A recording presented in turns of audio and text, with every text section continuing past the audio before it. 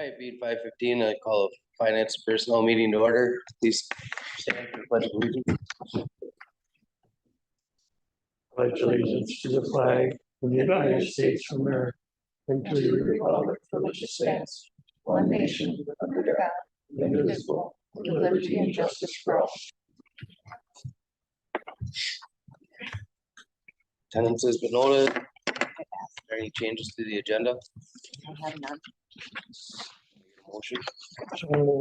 Second. Motion made by Mike, seconded by Tim. All those in favor? Aye. Opposed? Motion carried. Approval of the February 11th finance meeting minutes. Motion to approve the minutes. Second. Motion made by Tim, seconded by John. All those in favor? Aye. Opposed? Motion carried. Public comment? And move on to annual B&G contract. Chad? All right, so as I put in your packet, and I've indicated in previous meetings or my staff notes, the state has changed the community block grant small cities revolving loan housing program. It used to be run and operated on a local level, and we hired and had BG and Associates manage that program for us, but the state is changing the program. They're taking it away from the local level and they're transitioning it into a regional program. So the program is still available. It's just not going to be a local, managed program anymore. It's going to be at the state program. However, the state is still requiring us to manage any of those improvement loans that have been sent or been taken out. We still have to manage them because they're still in our names. So what I have in your packet is an agreement for B&G, who has done all these loans, these community development block grant, small cities revolving loan funds that we still have to manage. And they've indicated a price of $1,500 plus $100 for every mortgage they have to re-record. And I'll kind of explain that in a second for the program. So in their proposal, they've expressed the things that we still need to manage in this program. These processing of subordinate requests, managing the loan payoffs, assisting these payoffs with the DOA. We have to send in reports about all this stuff. And then what it means about re-recording these 30-year-old mortgages. So whenever these mortgages or loans are taken out, it's taken out at a 30-year mortgage, no interest payment, and they only have to pay it off when the house is sold. If they don't pay off the mortgage in 30 years, say someone stays in their home for 50 years, they have to just re-record it and push it out for another 30 years. So that's what it means to re-record the initial 30 years for another 30 years for these loans. And just a real tidbit on what the loan is all about. Basically, the housing loan program is for qualified people, low and moderate income households who want to do improvements in their house. They want to fix the roof. They want to, do something that's qualifying for their home. They can take out this revolving loan fund or a loan with this program. It's zero interest and they don't have to pay anything back until they sell the home. So the theory is if you put some equity in your home, you take out this loan for, $20,000 for a new roof, and you wait 20 years, your home builds up, appreciates in equity, and the market rate of that home goes up. So when you sell your home, you hopefully have built up enough equity and into that home that you're paying off part of that mortgage. There's no upfront cost. You're paying it off on the sale of that home that hopefully that has appreciated in value over time. So again, the state is transitioning that program from a local level to a regional level, but we still have to manage our loans that we have issued already in the past, and BG has that. My recommendation is to continue to have BG do that. They know the program. They've managed these loans. It's one less thing for us to worry about in the office as well. So any questions? Chad, I have one. Yep. Last fall, my wife and I, our sewer line collapsed, the clay tile. Mhm. Couldn't even flush our toilet. And so I contacted these folks because there's no way. My bids ran from 15,000 to 8 to 15,000, and we had money saved up because we want to do the siding and windows on our house, but which there was no way we could do that. So then they had to come and we started the process. It's a long process to go through, but it's a good program. Mhm. And then they started looking at things and they're like, well, your house needs this and this. And so we did open up an application with them to get some low interest assistance on that, because who's got 15 grand to just, you know. So because we are somewhat involved with that program for what happened this last fall, I should probably abstain on this, I would think, because BG and Associates was the people that came and Mhm. we had to have a radon test. We had to pay for a bunch of stuff to go through the application process, but so I may have to abstain on it just to be on the safe side, because I don't know. Don't think it's gonna hurt. I honestly don't think hypothetically, if you would approve this contract, your situation is already done, but it's probably not a bad thing to abstain just because you're involved in the program already. So, I don't think it's a contentious vote or anything, but I probably should abstain. But it is a good program. I know there's been some issues with one particular loan in town. Mhm. Um, Are there other companies that would do this? Is it something you'd want to put out to bid just to see if anyone would be interested, just because of Mhm. the hiccup that that one is? I know you've had some headaches about it. And I don't know exactly the scenario that you're talking about, but if I'm thinking about the same scenario, there's a lot more to that story. It was one-sided story blasted online with that one, so be aware that there's multiple sides of stories with that. I just, was just wondering if, if there were other, if you did want to put it out to bid or something, just to see if there's any other companies that would take on something like that, just.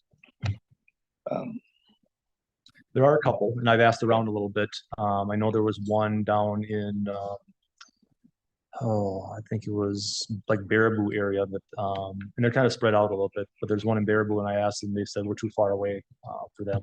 They actually are the regional provider to the state for the program, so they're close and in here. So if you go, I could maybe find the website really quick, but there are regional. The state's broken up in regions now, and they take care of this region on the state level as well. So if somebody was looking to get into this program, do they contact the city? Do they contact B&G Associates? They can contact B&G directly. If they contact us, I would just find the website that's on the DOA's website and say, here's your path for starting the process. So how it worked was we had to contact a place like way down by our region is kind of almost I think it was, I forget the name of the city, but there's like 12 or 18 counties involved. We went right through the Department CBDG regional office, and then they're the ones that go through BG. So BG didn't come into the whole mix until this long process went through this regional out of all these counties, and then it gets prioritized. You gotta give them all kinds of information on everything, your total financial information, kids, everything.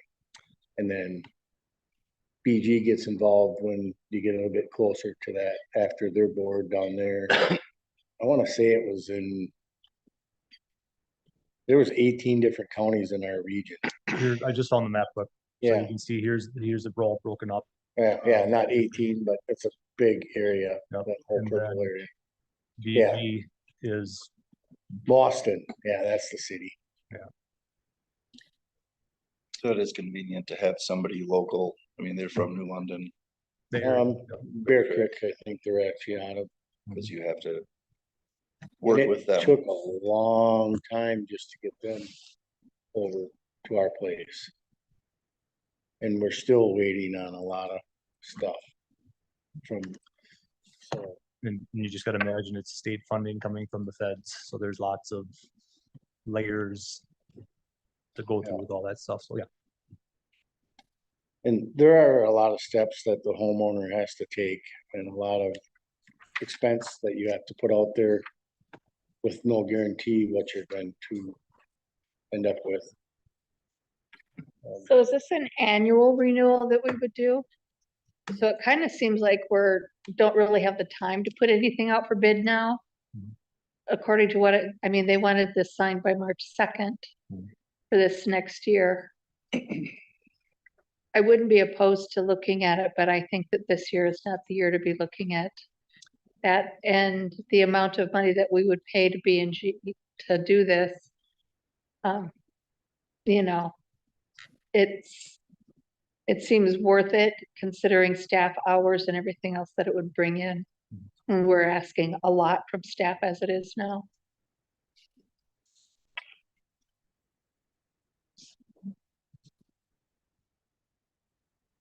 If they, I mean, this is all federal money, correct? It's federal money that's coming through the states. So it's community development block grant through HUD and housing from the feds. But then it's administered at the state level. And this is one of the reasons why the state's taking it back over, just to make it more efficient than at the local level. So. Like I said, the only reason I question it is because of that one, being a print shop, I get a lot of papers that come through my shop. And I didn't know if it was something that, do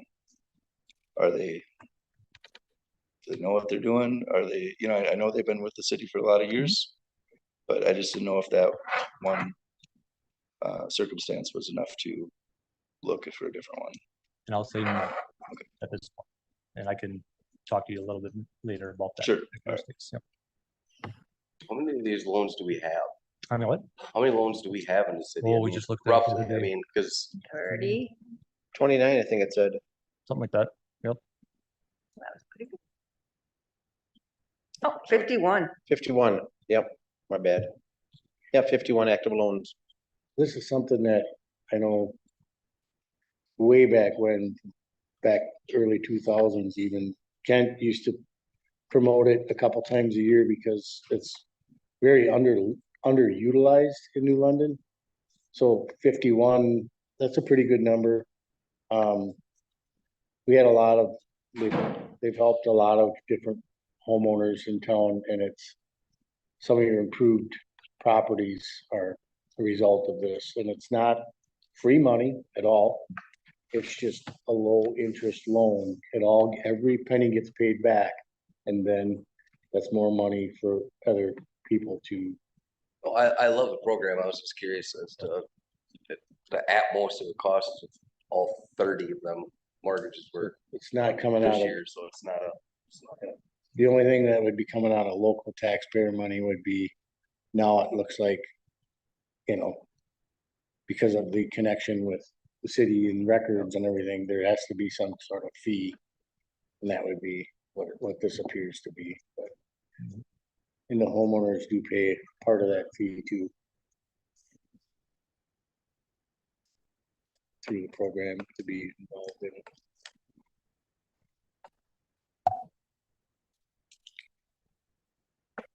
I would make a motion to renew the annual B&G Associates contract. Second.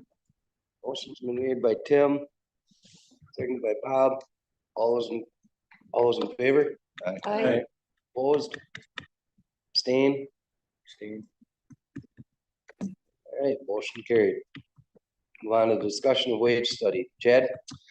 Okay, so this discussion is just to kind of get a initial feeling from the committee where you guys want to go with this, not expect any type of action, just kind of more feedback and kind of give us some direction what we're thinking. So again, the purpose of the agenda item is to have some discussion about upcoming wage study or future wage study. The last formal one we did was in 2022. We've typically done one every 4-year cycle, sometimes a 5-year cycle, but it's usually been in that 4 or 5-year cycle. And it's outlined in our municipal code to stay on that 4-year cycle, just because the point is to keep us up to par with external municipal job market and just internal pay equity. So again, just looking for some feedback where to go, some background information. Like I said, the most recent one we did in 2022. Previously, we did that internally, but previously, most of them were done with a consultant, by a third-party consultant. The last time the city did one with a consultant was in 2017, and the price for that was $10,830. So there's obviously pros and cons both ways. Hiring a consultant can be more costly, just directly, but also conducting these studies internally carries, it's a lot of work and can deter a lot of our staff time from other responsibilities, what we're doing. Also, there is something to be said, having an independent third party complete these studies to kind of give us objectivity and just a broader professional market expertise in the subject. So, and I want to make it clear that obviously we realize and understand this is a sensitive topic, as wages make up a significant portion of the city's budget. Tricky balance between staying competitive in the labor market, showing that we value our employees and keeping them here versus respecting property owners' decision or desire to keep taxes manageable. Completely understand there's got to be a balancing act with that. Not to also mention that we also have levy limits restriction imposed on municipalities, which make it also more challenging. However, it's important to ensure that the city can attract and retain qualified staff, especially in today's environment. Since post-COVID, things have gone crazy with the job market, and keeping employees is very difficult, and high employee turnover does carry significant financial costs. And I related some of those costs in my report, just saying, I mean, there's recruiting costs, there's lost productivity, reduction in efficiency when you got new people coming in that don't know the job, added strain, not only on supervisors, but including staff and other management, loss of institutional knowledge, and then just greater risk of mistakes. I mean, we've heard new employees, out in the market, people don't know the job yet, and they're making mistakes and errors, and that can disrupt things and be expensive in that fact. These factors result in real financial impacts to the city. I also want to just point out, and you guys probably aren't aware of this, but just to point out that at least 7 full-time employees has left the city for what we understand are higher paying opportunities in the last year. And we're not alone. Every business, every organization is struggling with this.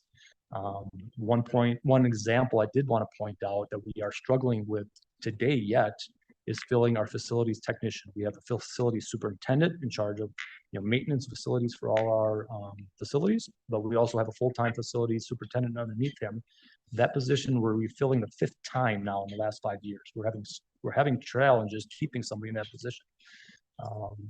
Facility technicians and facility maintenance are very highly sought after right now, in my opinion. So it's getting to be a challenge to keep somebody in there because they're always going somewhere else for a higher and better opportunity. And in that role, it's very technical. There's a high knowledge of mechanical systems. We've got HVAC units, boilers, pumps, electrical panels, pool chemistry, and more. I mean, it takes a long time to understand and become knowledgeable in those things. And every time we lose somebody, that institutional knowledge goes away, and it gets to be a challenge and puts a lot more stress on our facility superintendent. Not to mention that we're also adding another facility to our workload with the new library for facility maintenance.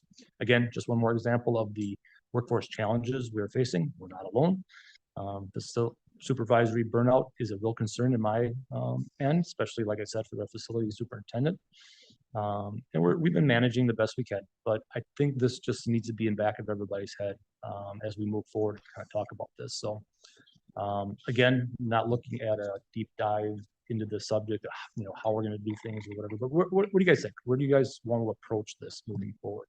Again, I understand it's a sensitive topic with, budgets and tax dollars and things, but I think we need to make sure that we're trying to be competitive to have recruiting come in, but also keep our staff. Because as you can see right now, with our city clerk, that's taking a lot of my time. It's taking a lot of other time in the office. Missy, our IT person, has been sitting at the front desk quite a bit lately. I mean, she's only getting half of her workload done just because she's answering the phones and doing the windows, so doing half of the duty. So it's a real thing. It's a financial thing to the city, but again. So I have a question about, you said that the last time it was $10,000 to have a consultant come in and do this. We do this every 4 years, so that ends up being about, 2,500, probably be significantly more this time.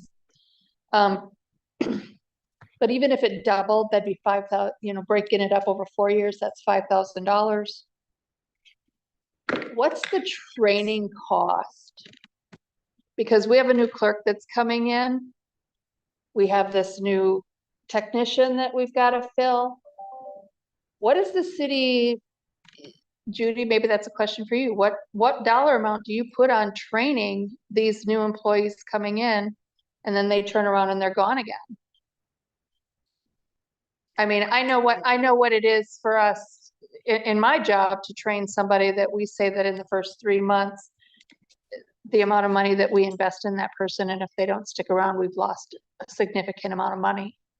I'm thinking it's less than $5,000 a year, or I'm thinking that $5,000 per year would be less than the initial training that you would put into these individuals. Anytime we hire someone at the city, we let them know that for the first 5 years they're in training. There's so much that goes on within our offices. Yeah. That unless you are here consistently for 5 years, you can't begin to understand the cycles and the changes that happen from season to season. So losing the city clerk was because we just lost, remember, we have an HR person who hasn't even been here a year. So now we're gonna have 2 people in the office so that puts pressure on me and April and Missy and Chad to be the person. And we're not, I'm not saying anything negative about this. I'm saying it just adds to the questions and the time that it takes the rest of us. And we are more than happy to go through that training process. But again, you're pulling us away from our job duties. And I do believe that this time it was like, wow, everyone was kind of took a step back, like, okay, now, here we go again, and we have to go through this process. But $5,000 is nothing compared to the knowledge that and the time that we're spending, because it's not just one person. We spread that then across everyone, because otherwise everyone is going to be here for, day and night trying to get the position. So it is a full-time job, and we're filling it with 4 people as much as we can. So it's asking a lot of the employees. I appreciate all the city workers, and I definitely want to say thank you to everybody that is part of this community. And I want to pay you definitely competitive and keep people in those slots and all that stuff. I don't think it hurts to do an outside study this time, since we did it internally last time. When you say $10,000, well, like you said, how much time did they put into that wage study last time? I mean, was that taking? There's that away factor as from- well. So to pay an outside company to just see what other communities are doing, they do it for professionally. I really don't see the harm in hiring an outside company this time. So, I mean, you could do I it. agree with Tim. I was thinking the same thing. We did the one internal. I think we need to go external on this one, just to make sure. Do we send these, when we hire these people, do we send them to any schools?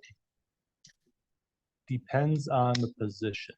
So for like our clerk position that's coming in, unfortunately, this individual and nobody else really had any clerk experience. So the Wisconsin City Clerks Association has an annual training for city clerks, which is phenomenal. So it's a 3-year training that we can send these staff. It's like a week-long training in July every year. And each year they go through different aspects of clerk duties. It's licensing, it's elections, it's record retention, it's Robert's Rules of Orders. I mean, the list goes on. What clerks are important to know for a municipality. So luckily for a clerk, yes, we have an opportunity to send this person to training 1 week for every year for 3 years to become. And I think they actually can get an opportunity to become certified after that training. Now, some of the other duties like a facility technician, there might be there's like pool certification training that they learn how to work with the chemicals of the pool. So depending on the position, depending on what is out there are various opportunities, but some positions don't have that opportunity. But it's not a prolonged school, say, it's an apprenticeship. No, No, what I was just wondering is if you've taken apprenticeship at a lot of places and then you are obligated to stay there Mhm. or pay your employee back Mhm. for what they spent on you to go to school. Mhm. That's just the angle I was looking at.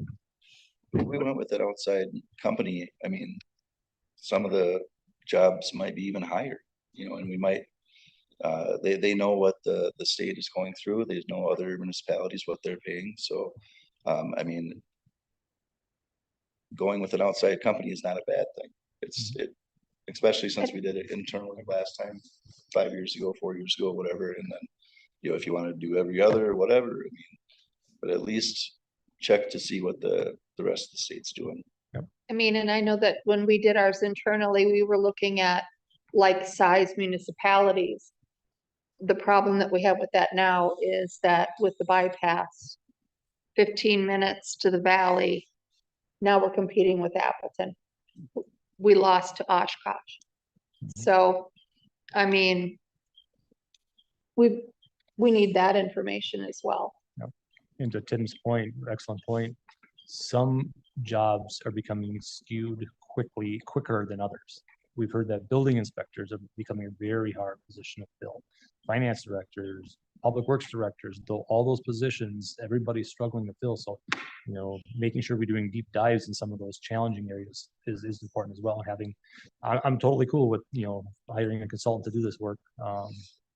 I'm moving forward. So I think Johnny had something next. Yeah, I just was gonna say, I agree with Tim and Dave and Belinda that you did a great job a few years ago. Mhm. And I think that worked great for us at the time. But we're gonna probably be sitting here again in a month or so, and we're gonna probably get back a price for that outside firm to do this wage study, and we're probably gonna be looking at $24,000 or higher. It's been almost 10 years. But I do think, I agree with Tim. It's important, so much has changed since even since you did that really wonderful looking dive into it, spent a lot of time. Mhm. I think it's important to get a broader look, a deeper dive. The environment's changed. And as you said, it's probably gonna be worth having the consultant do it. Mhm. And, I mean, we can rate them at the end of their study if we don't like what they did, then. Mhm. But I mean, just be prepared to pay a lot more than $10,830. So I think at this point, that was kind of what I was looking for, to see if you guys are interested in that. And I can most certainly go out and start getting quotes for what this would be. Just bring that back, and that we can continue the discussion from there, see what that is. If we go with an outside, can we find out not only what they're paying for wages, but what they are requiring of that person as far as knowledge and training? Because just because somebody else is paying so much more, I think we have to know what they are requiring of that person to have training too, because that should factor into what we're paying. Yes. Mhm. And If I they re- typically look at job descriptions, and every municipality, jobs are slightly different. So sometimes it's hard to get apples to apples. I mean, some clerk is a clerk, but sometimes, I'm trying to think of an example. Like our video producer, I mean, it might be a totally different lumped up job somewhere else. So they look at job descriptions, and depending on what the position is. For example, our public works director, we have 2 tiers in our wage schedule. If they are a certified engineer, we would be paying her more, and if they're not a certified engineer, then they're down a grade. So to your point, depending on what certifications they have, would also determine where they fall in the wage schedule. And if I remember correctly, when the last outside firm came in and did it, they actually sat down, they looked at the job descriptions we had, which we've updated, Mhm. thanks, Judy and Chad and this committee, but, they actually interviewed some of our employees to make sure that they were comparing apples to apples. So if they were looking at Appleton Public Works or whatever, Fond du Lac or wherever, they were trying to compare as closely, but that involved bringing in employees and interviewing them, which isn't, it's never good when you're doing it in-house and you bring in all your employees and say, tell me what you do. It's better to have an outside firm come in. But yeah, that's all part of that. That's why you're gonna be looking at more than $10,000 because I think one thing, I agree with all of it, consultant's a good thing, but we also have to remember that we're a small town and we're not gonna compete with the bigger towns. That's the issue. Mhm. I mean, you can pay your guys whatever you think for our small town wage. Mhm. And there's gonna be an Oshkosh or an Appleton or wherever that we're not gonna be able to touch. There's also not just wages, but benefits included too. I mean, we have a very attractive benefit to this community, so hopefully they weigh that into the wage study as well as the benefits. Most of them benefits are pretty much cookie cutter across all of them. Pretty much, give or take, there ain't much difference. I mean, we've had, my 30-some years, I've had a lot of guys go back and forth. Some guys end up coming back. But benefits don't change a lot. I mean, it's just little tweaks of stuff. Mhm. It's more just the bigger towns want to pay more. And they can afford, They can afford it. absolutely. I agree with getting them all they can. I agree Yeah. with it. Yep, I have no issues with that, but just be warranted that Mhm. sometimes it's tough. I mean, we've had this discussion before on the side. And and I hear what you're saying, John, but I'm also looking at how can we afford to continually lose and not be losing money when we could have been paying a little bit higher wage? We've got to find that balance, but I think this is all discussion for, Oh, absolutely. Another Yep, time. No Yeah. doubt. No doubt. Right, Chad, you got your direction. Yep. Move on to the finances director's monthly financial reports. All right, so we'll start with the expenditure report. We are in January 2026. So if you look at that as a percentage, we should be at about 8.33%. And you can see we're at 11.15. Most of that overage is, the majority of the overage is insurance. So all of our insurance payments are due in January of each year. So you can see we're spent about 93% of our insurance line item, and it's $235,000. So it's not a small dollar amount. Sorry, bring it down here. Sorry, right here. So $235,000 of that. And then it'll go over and then come back as we get dollars back in, but we're at 93% of that. So not a lot of activity going on yet. So that's about all I have to talk about expenditures. Does anyone have any questions on it? Also, social services, we pay the year in advance. So that's why that one looks high. Any questions? And the revenues also are just a month of revenue. So there's not a lot going on within that either. So you can see public charges for services is probably the biggest one that we have collected on, but otherwise we have a lot of zeros on the revenue side. I do lag at this time of the year because of my audit in updating the investment accounts for January, February. So it takes till March, so it'll take you till April. So next month you'll see those. That's why there's no interest on this one. But then I'll catch up after the auditors are actually here. Any questions on any of the revenues? And then on the designated assigned and unassigned fund balance, I went through and updated all of the beginning balances based on the balances that we talked about in the year-end estimates. If any of these change, I will bring that back during our audit process. So here is what we're looking at for estimates now for the end of 2026. I don't have anything to really point out at this time. Our boat launch As we know with our project went in as a negative, and then every year, we'll slowly come back to a positive in that account.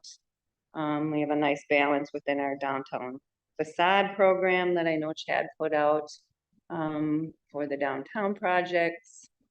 Our retirement reserve, we have some nice little fund balance in our health insurance, and then just a lot of designated funds that we hold for particular purposes and sometimes for other organizations.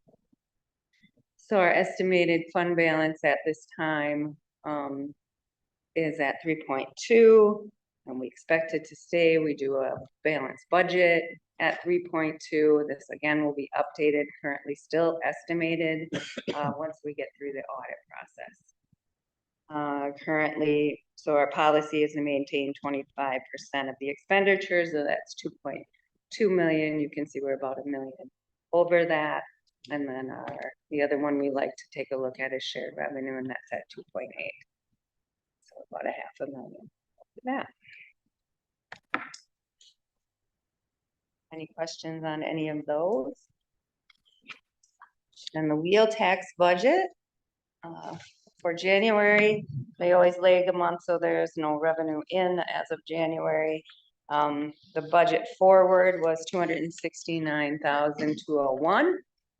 So we'll add in any revenue we get this year, and there's a couple of projects going on for utilization of these funds. One is the engineering on House and Alcan, East Beacon project, and then the Wyman Street storm structure. So currently, those are 3 projects they're looking at for this funding. And then here's all the projects that happened to date out of the wheel tax. Any questions on that? Well, then I will move on to my monthly report. Tax collection came to an end in February, so then send all the checks over because we collect for all the taxing jurisdictions, Fox Valley Tech and the school district in both counties. So then I have to do a close of the revenue and send that to each of the jurisdictions, and that's due by the 15th of February. We had CIVMIC here for our 26th annual work plan. I know Nikki's working on putting together that training for a number of us, and then all of the departments always also have some training, and they'll take hold of their portions of that training and make sure that happens in 2026. And most of my time right now is for the 2025 audit. So any time I get, I'm spending on fulfilling the list of probably 30 or 40 items that I have to get ready for them. I did organize the 25 financial information and open up the space for the 26. Updated financial program to include the 2026 budget. Review the year-end TID district expenditures. So we have 4 open TID districts. I had to keep track of all of that information of expenditures and revenues, and then move the salaries of everyone that may have touched or worked in those districts, and make sure that our spreadsheets are all updated for the audit. And then I will be actually sending that information over to the state of Wisconsin, and then I will talk to you guys probably in June or July maybe, once I get that, go through those committees, the joint, the TID committee, and have the jurisdiction in and talk about what that packet looks like that goes to the state. Then I will bring that into you and show you where those TID districts are sitting. So far they're looking pretty good. So continue to work through the library grant process. I think we only have 1 payment left. They have a retainage they're gonna hold, I think of like 25,000, but hoping to see, I think it's about a $200,000 payment that will come in hopefully in the next month, and then we'll just have the retainage that I'm expecting from the state of Wisconsin. And then we spent a lot of time interviewing candidates. That is it. Any questions for me? Hearing none, I entertain a motion to adjourn. Second. Made by Tim, second by Bob. All those in favor? Aye.